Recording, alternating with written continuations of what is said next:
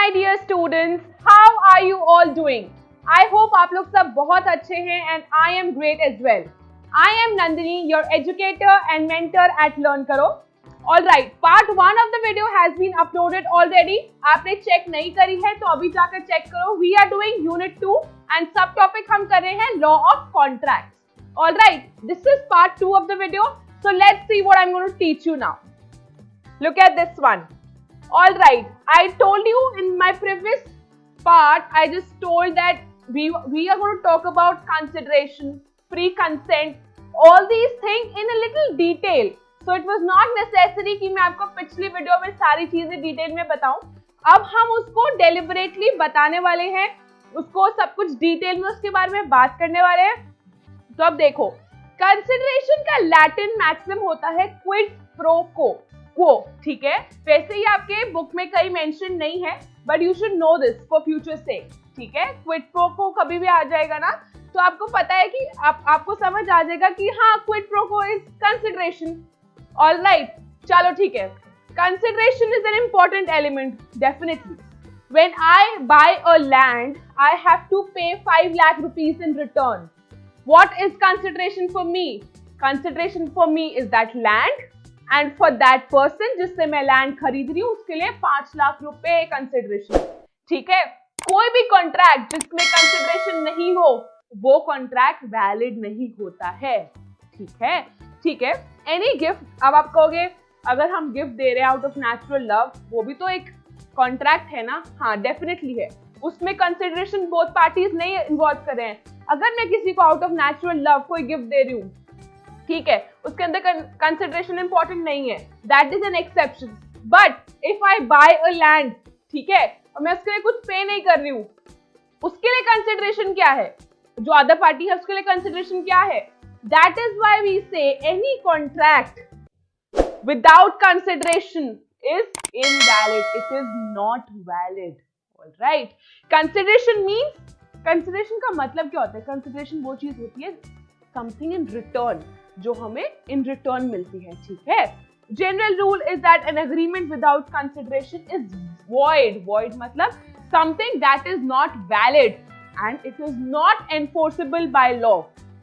एक बात सुनो, फॉर इंस्टेंस मैं कोई लैंड खरीदती हूँ, ठीक है, उस लैंड की आपको, इसका तो है 10,000 रुपए पर एकड़, व्हाटएवर, मतलब एकड़ इज टू बिग, 10,000 रुपए में नहीं मिलेगा, कुछ भी रेट है उसका. सो फॉर इंस्टेंस 125 पर स्क्वायर फीट है या व्हाटएवर इज द रेट. ठीक है, and I buy it at a very lower price. For instance मेरी लैंड की कॉस्ट है 1 lakh rupees and I buy it for से 50,000. ठीक है, तो लॉ कहता है ऐसा जरूरी नहीं है कि अगर उसकी कीमत 1 लाख है तो आपको कंसिडरेशन 1 लाख ही होना चाहिए. क्या पता वो मेरा रिश्तेदार लगता हो जो मेरे को 50,000 में वो लैंड दे रहा है, या मेरा कुछ भी रिलेशन हो. क्या पता मैंने उसको ऐसे कन्विंस कर लिया हो हाँ कि उसकी लैंड नहीं बिक रही है. He is in a dire need, उसको बहुत ज्यादा नीड है ऑफ मनी और वो अपनी लैंड बेच के वो मुझे 50,000 में देना चाह रहा है. Consideration has to be of some value, real value होनी चाहिए उसकी. ठीक है, ऐसे भी नहीं होना चाहिए कि 100 रुपए में बेच दिया. It should have something in the eyes of the law. Eyes of law का मतलब है लॉ उसको रिकॉग्नाइज जरूर करना चाहिए. ठीक है, देखो इसमें ही लिखा है एनफोर्सेबल बाय लॉ होना चाहिए. One party is getting something to the other और वो इंसान भी कोई कुछ दे रहा है. ठीक है, तो दोनों पार्टी से कंसिडरेशन होनी चाहिए. म्यूचुअल कंसिडरेशन होती है. ठीक है, यही हमने बात करी है. Each party must give and take, give and take का रिलेशन होना चाहिए. There are exceptions in certain situations as a written and registered agreement out of natural love. Natural love की बात मैंने अभी आपको बताई है. is not void even if कोई consideration involved नहीं है तब भी वो void नहीं होता है. Consideration need not be adequate. अगर उसका प्राइस 1 लाख रुपीस है and I am paying 50,000 for it, doesn't matter. Law will take this into consideration. वो definitely इसको consideration में लेगी. Alright, adequate नहीं होनी चाहिए definitely, but should be real. It should be real. ऐसा नहीं होना चाहिए कि I'll give you a chocolate and you give me the land. This is not real. ठीक है, कुछ तो होना चाहिए, कुछ solid amount तो होना चाहिए. ठीक है, real होना चाहिए. Consideration may be past, क्या पता मैंने पास्ट में पैसे दिए हों, अब तो मुझे अपना लैंड दे दो। क्या पता मैं अब दूंगी तो तुम मुझे अपना लैंड दे दो। क्या पता मैं कहूँ कि यार जब मेरे पास थोड़े पैसे आएंगे, मेरी पेमेंट यहाँ से आनी है फ्यूचर में, then I will pay you, अपना लैंड मेरे नाम कर दो। That is also future consideration, ये भी तो कंसिडरेशन ही है। It should not be illegal, unlawful नहीं होनी चाहिए जो लॉ प्रोहिबिट नहीं करे। Something that is prohibited by law is illegal, ठीक है। मर्डर क्या लॉफुल है क्या? मर्डर तो तुम मर्डर कर सकते हो, इलीगल है। नॉर्मल इंस्टेंसेस है, कोई हवा नहीं है, ठीक है। इमोरल की बात, immoral is something that is prohibited by society on the whole as well as ethical जो नहीं होता है चीजें, ठीक है। फॉर इंस्टेंस कोई ब्रॉथल है, प्रोस्टिट्यूशन इज फाइन, यहाँ पे ऑपरेट कर सकते हो, you can have brothels here in India, I am particularly talking about. But अगर कोई ब्रॉथल कोई रेजिडेंशियल एरिया में खुलेगा, ठीक है, तो क्या वहाँ की सोसाइटी वहाँ पे जो रह रही है, वहाँ की ऑन द होल जो अपार्टमेंट्स है, सोसाइटी है, क्या वो चीज पसंद करेंगे? वो लोग नहीं करेंगे ना। This is immoral. You should not have it in the residential area where all the people are living, ठीक है। This is just one example, ठीक है। अपोज टू पब्लिक पॉलिसी, जो भी स्टेट की पॉलिसीज है, लॉज है, उससे उल्टा काम मत करो, ठीक है। जो भी स्टेट के अगेंस्ट कुछ काम मत करो, कुछ भी ऑपोजिशन में काम मत करो। एक इलस्ट्रेशन दिया हुआ है, A offers to sell his car for 50,000 to B accepts the offer. In this case consideration कितनी है? ए के लिए कंसिडरेशन है वो कार, जैसे मेरे लिए लैंड थी, और 50,000 क्या है? बी के लिए कंसिडरेशन है, ठीक है। उसको पैसा मिल रहा है, वो अपनी कार दे रहा है, तो दोनों के लिए कंसिडरेशन है। This is totally a valid contract, ठीक है। समझ आ गया ये बात? चलो ठीक है। ये एक इलस्ट्रेशन दी हुई है, A out of natural love and affection promises to give his son 1,000. A puts his promise to B in writing and registers it. This is a contract even if there is an absence of consideration. ठीक है, in writing भी किया है, उसे register भी किया है, चाहे consideration नहीं है, but out of love there is promise between them. This definitely forms a contract. चाहे वापस में कोई consideration उसको नहीं मिल रही, out of natural love है, ठीक है। In an Indian case Durga Prasad versus Baldeo, ये कब का केस है? ये 1880 का केस है, काफी इंपॉर्टेंट है, ये देख लो, दुर्गा प्रसाद वर्सेस बाल्दियो। ये 1880 का केस है। इसमें क्या हुआ? डिस्ट्रिक्ट कलेक्टर था, मेरे से फैक्ट सुन लो, ये सब तो आपकी बुक में लिखा हुआ ही है। अच्छा यहाँ देखो, मेरे से फैक्ट सुन लो एक बार, ठीक है। There is this man A B, यहाँ पे क्या है? डिस्ट्रिक्ट कलेक्टर, हाँ डिस्ट्रिक्ट कलेक्टर ही होगा, हाँ डिस्ट्रिक्ट कलेक्टर, ठीक है। डिस्ट्रिक्ट कलेक्टर ने इसको बोला ए को, you just construct some of the shops, कुछ शॉप्स कंस्ट्रक्ट करो, ठीक है। ए ने कुछ शॉप्स कंस्ट्रक्ट करी और बी ने उन्हें रेंट पे चढ़ा दिया, ठीक है। B took them and in return he gave rent to A, ठीक है। और उसने बोला कि I will also give you 5% of the 5% of what is sold और the products that are sold in form of a commission देगा वो, ठीक है। उसने ये बोला। तो क्या हुआ? अब बी रेंट तो देता रहा, कमीशन नहीं दिया उसने 5% जो उसने प्रॉमिस करी थी। तो क्या हुआ? ए ने स्यू कर दिया बी को कि ये मुझे रेंट तो दे रहा है, ये मुझे कमीशन तो दे नहीं रहा है। तो बी ने क्या प्ली रखी? ये this was in favour of B, ये पूरा केस बी के फेवर में रहा था। ये प्लेंटिफ था, ये डिफेंडेंट था। कोर्ट ने फेवर किया था डिफेंडेंट के लिए कि इनके बीच में तो कोई कॉन्ट्रैक्ट ही नहीं है, इसको इसने जो शॉप्स बनाई है इसने थोड़ी इसको दी है। अब वो बोल रहा है ए कहता है कि कंसिडरेशन में मैं तुम्हें शॉप्स दे रहा हूँ और तुम मुझे कमीशन भी दो।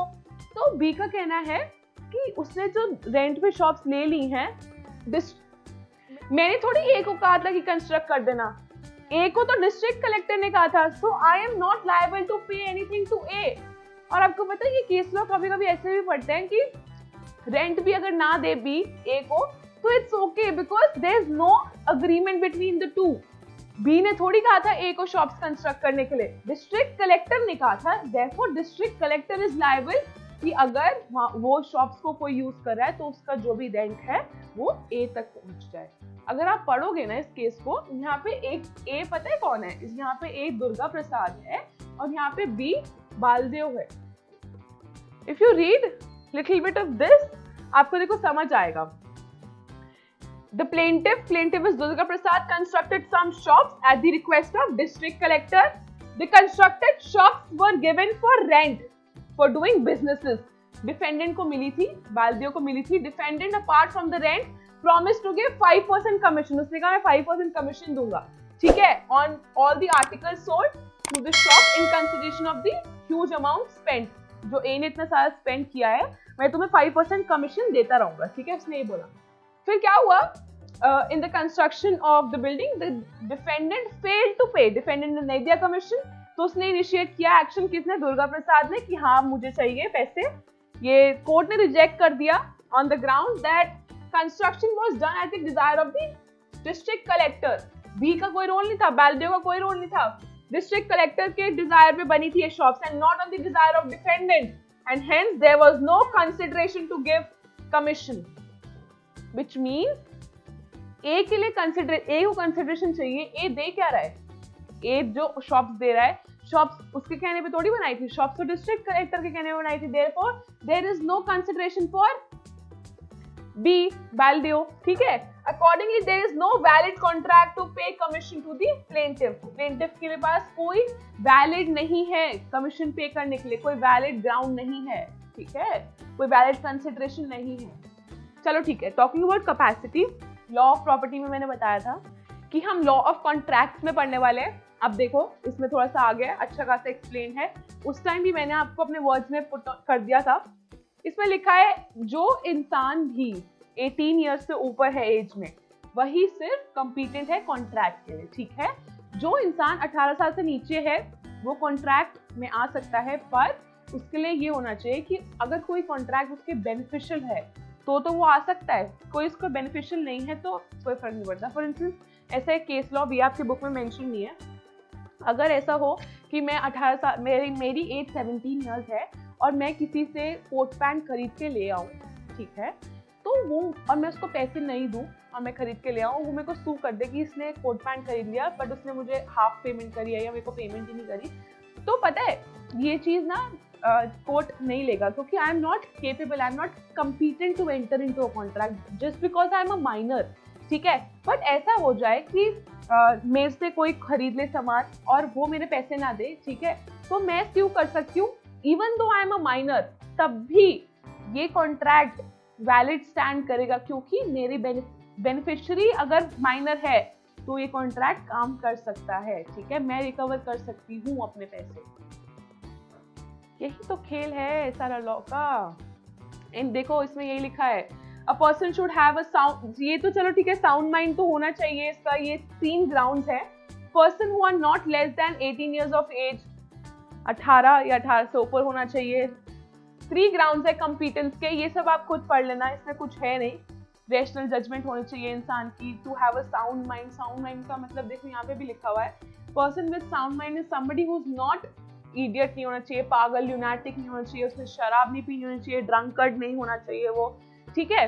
तो इसमें ये लिखा हुआ है कि any person who is less than 18 years of age वो कॉम्पिटेंट नहीं है. 18 या 18 से अबव होना चाहिए. पर्सन ऑफ साउंड माइंड होना चाहिए, रैशनल जजमेंट, उसका दिमाग ठीक से काम कर रहा हो जब वो कॉन्ट्रैक्ट में आ रहा हो, या फिर अगर वो ल्यूनाटिक भी हो तो जब कॉन्ट्रैक्ट में आ रहा हो तब वो ठीक बिहेव करे, ठीक रहे, दिमाग से सोचे, ठीक है, ऐसी कोई बात ना हो. या फिर पर्सन डिस्क्वालिफाइड बाय लॉ. कौन कौन से पर्सन डिस्क्वालिफाइड बाय लॉ है ये देखो, ये 6 है. Alien enemies. Alien enemies are दोस्त जिसके साथ हमारी कंट्री एट वॉर है, उनके वहां के लोगों को हम एलियन एनिमीज बोलते हैं. Foreign sovereign is any foreign person, या फिर उनके जो एजेंसीज होते हैं या फिर उनके जो रिप्रेजेंटेटिव्स होते हैं वो सब फॉरेन सोवरेन में आते हैं. इंसॉल्वेंट मतलब जिसका दिवाला निकल चुका है, बैंकरप्ट है, उसकी प्रॉपर्टी को कन्वर्ट किया जा रहा है मनी में, वो अपने डेट्स क्लियर नहीं कर पा रहे हैं, ठीक है, या फिर कन्विक्ट है जो कि इम्प्रिजन्ड है, बिहाइंड द बार्स है, वो कॉन्ट्रैक्ट में नहीं आ सकता है.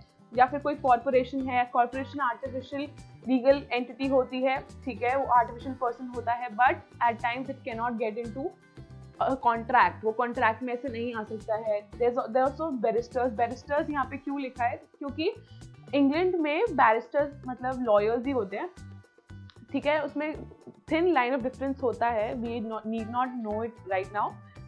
बट इंग्लैंड में ऐसा होता है कि वो लोग अपने क्लाइंट्स को सू नहीं कर सकते हैं, वो लोग कॉन्ट्रैक्ट में नहीं आ सकते हैं। But here in India if we talk about, definitely क्या होता है, हम लोग जो हमारे लॉयर्स होते हैं वो अपने क्लाइंट्स को भी सू कर सकते हैं, they can also get into a contract. ठीक है, ये एक अंदर की बात है। अंदर की बात मतलब कि ये कहीं मेंशन नहीं किया है, बट मैं आपको बता रही हूँ। ठीक है, बस ये याद करने वाली बात है।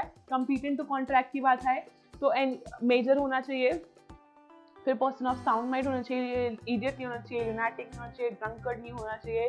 आपको पता है ये भी प्ली होती है कि इस इंसान ये ड्रंक था at the time of signing the contract, एक certain amount of alcohol consume करी हुई थी, या he was high, this much high कि वो रैशनल जजमेंट नहीं ले पाया, या उसने अल्कोहल कंज्यूम कर ऐसे साइन कर दिया है, so on and so fourth. ठीक है, जितना डिटेल में जाओ तो फिर डिटेल तो फिर जाती है, बस आपको इतना ही पढ़ना है। देखो एक एग्जाम्पल दिया हुआ है, A offers to sell his coat for 3000 to B minor है, B accept and pays 3000, A states that the contract is, ये इसने क्या किया, इससे फायदा उठाना चाहा कि बी ने पैसे तो दे दिए बट उसने उसे कोट नहीं दिया। ठीक है, A states that the contract entered with a minor is null and void, hence it is void.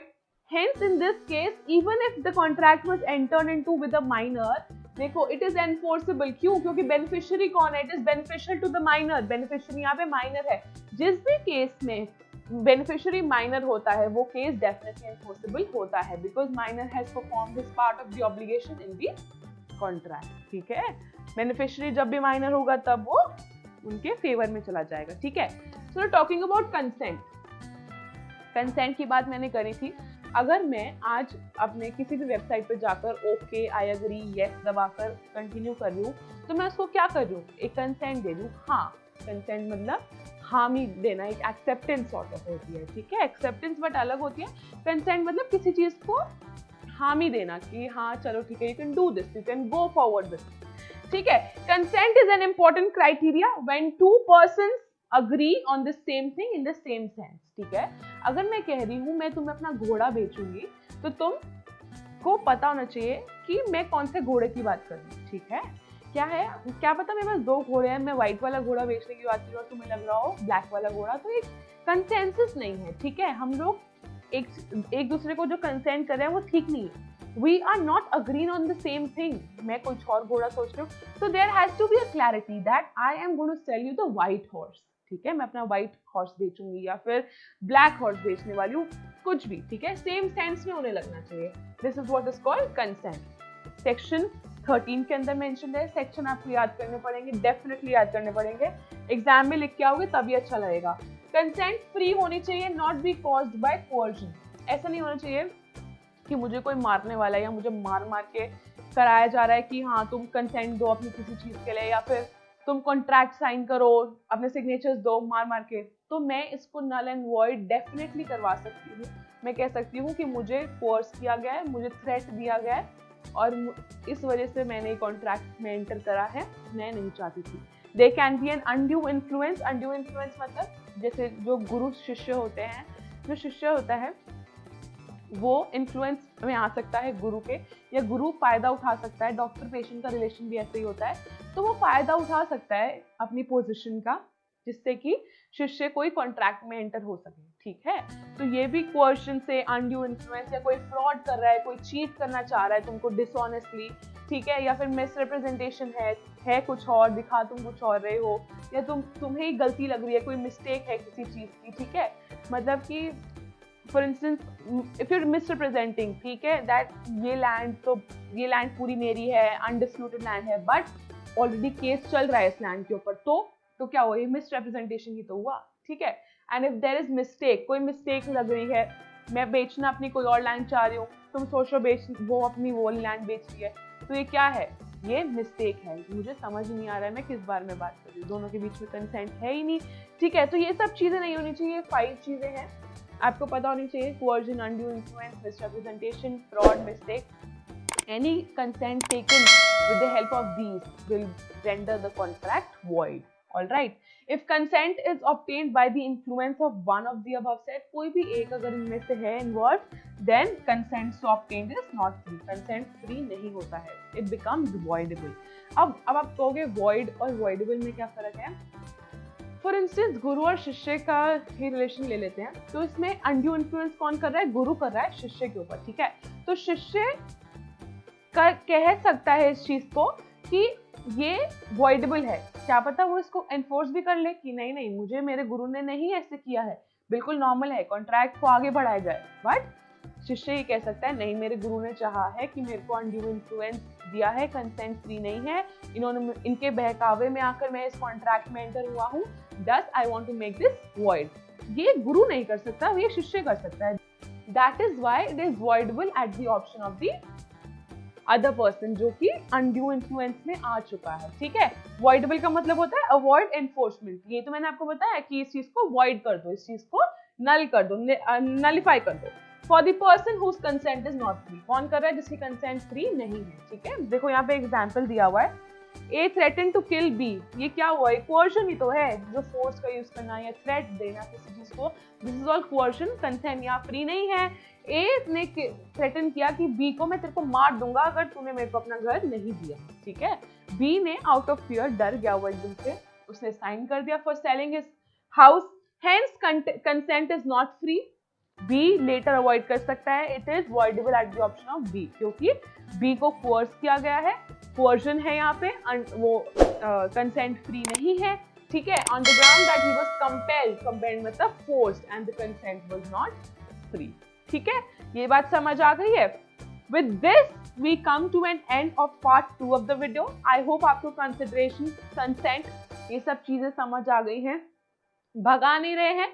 But we are not supposed to, you know, focus upon a lot of case laws and all, because आपकी book में सब mention नहीं है।